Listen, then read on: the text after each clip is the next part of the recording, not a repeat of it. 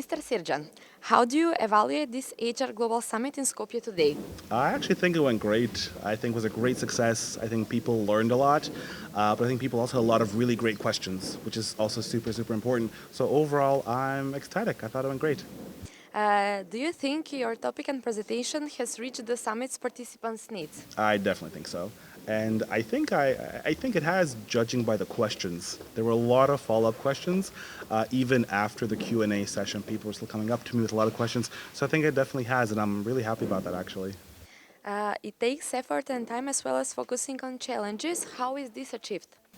Oh, a lot of work. I think it's really about being focused, working hard, and knowing exactly what you want to achieve. I think it's really easy to get confused sometimes when you have competing priorities, but I think it's really about focusing on what do I have to achieve short term, long term, and what is my plan for doing that. From this brief stay and participation in the Global HR Summit, did you draw any insights or conclusions about human resources here in our country? Yeah, definitely. I think one of the biggest insights, which is an insight everywhere, it's very common, it's actually that's in the process of evolution. It's constantly evolving, especially kind of here when you have a political system and an economic system that is also changing. The system itself is going to be evolving. So it's not plateauing yet, which is a great thing, because that means all the attendees today still have a chance to have an impact. Where should the focus be on achieving success in finding quality staff and building skills? I think it's really about ensuring that long term there's a plan in place.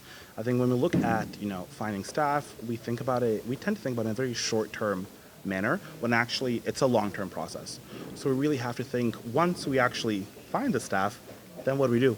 How are we going to retain them? How are we going to upskill them? So I think we have to focus also on a long term plan. What is your vision for further success? That's a good question.